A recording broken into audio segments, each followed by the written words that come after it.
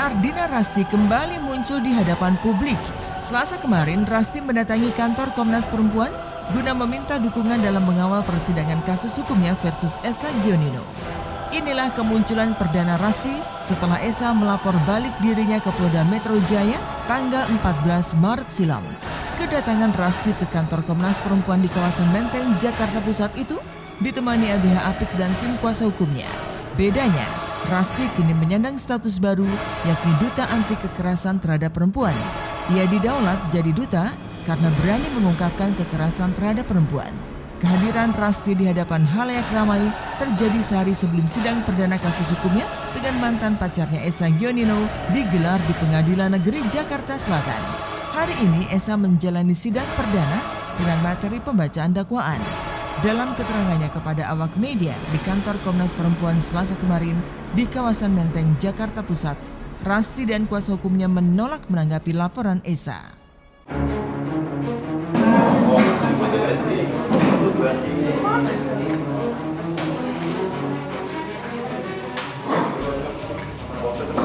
Aku pribadi sudah komitmen untuk tidak akan menanggapi apapun yang berbau fitnah, bohong, dan negatif. Jadi kalau saya tidak mau menanggapi itu, sudah jelas isi konteksnya adalah fitnah, bohong, dan negatif. Dan kenapa kita ada di sini, kenapa didampingi oleh lembaga hukum yang benar-benar mengerti, supaya tidak ada lagi salah paham bahwa di sini kita sedang mencari keadilan, sehingga tidak ada lagi kekerasan, tidak hanya untuk saya, tapi untuk seluruh perempuan Indonesia. Apapun yang disebutkan tadi dari pihak tersangka sudah jelas adalah perlawanan karena mereka sudah menjadi pelaku kekerasan, dan itu sudah menjadi salah satu hal yang sudah pasti dilakukan karena proses hukum sudah berjalan. Mengenai adanya saksi yang mengatakan bahwa Rasti telah menekan agar saudara Fendi memberikan keterangan palsu, kami telah mendapatkan keterangan dari pihak penyidik bahwa Fendi menerangkan dalam BAP bahwa dirinya memang hanya mendengar. Jadi tidak ada sama sekali penekanan-penekanan dari pihak kita kepada seluruh saksi-saksi yang telah memberikan keterangan di BAP untuk menyatakan bahwa dirinya melihat atau menyatakan hal yang tidak sesuai dengan faktanya. Permintaan uang juga kami hanya mendengar dari teman-teman wartawan bahwa katanya pihak sana memberikan statement bahwa Rasti ini meminta sejumlah uang kepada pihak Esa, dan itu kami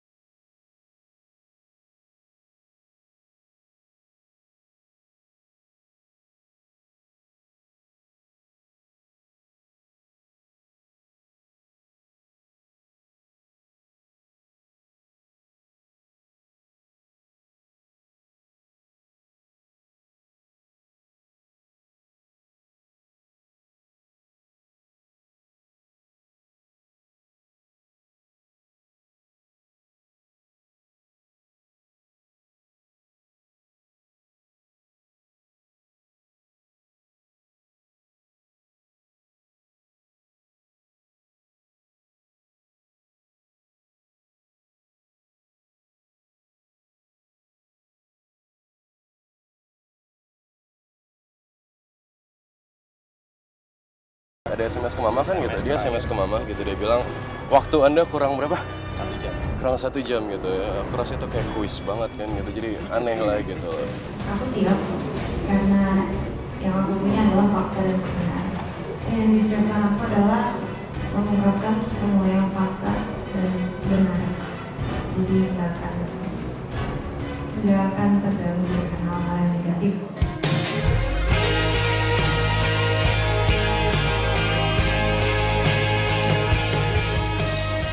Dalam sidang perdana kali ini, Rasti belum akan hadir di ruang persidangan. Alasannya, ia masih mengalami trauma jika bertemu dengan mantan pacarnya Esa Gionino. Selain itu, ketidakhadiran Rasti disebabkan statusnya sebagai saksi korban yang hanya bisa hadir di pengadilan jika diminta oleh majelis hakim. Di luar alasan formal yuridis tersebut, absennya Rasti pada sidang pertama kasus dugaan kekerasan dan penganiayaan itu dilatari perubahan kesaksian dari Fendi. Sebelumnya, Fendi mengakui tidak pernah melihat Esa memukul atau membanting barang milik Rasti. Mantan pembantu rumah tangga Rasti itu hanya mendengar adanya pertengkaran antara Rasti dan Esa.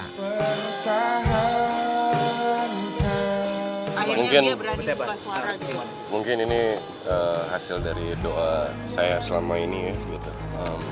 Akhirnya Fendi ini dia mau mengakui, dia mau bilang kalau ya dia tahu kenyataan yang sebenarnya gitu, dia tahu banget gitu.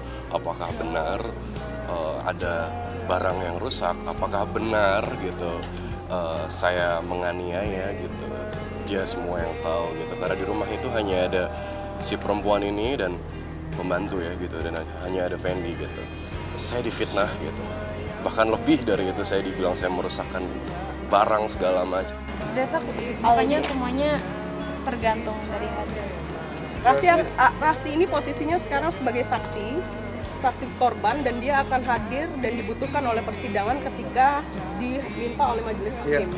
Trauma-trauma itu kami khawatirkan akan timbul lagi apabila Rasti harus bertemu dengan pihak terdakwa maupun dengan mungkin dari pihak keluarga dan lain sebagainya. Jadi untuk menghindari hal yang demikian, kami memperhatikan kondisi dan kesehatan Rasti, maka kami memutuskan untuk tidak menghadirkan Rasti pada persidangan besok. Tapi untuk pada saat nanti Rasti sebagai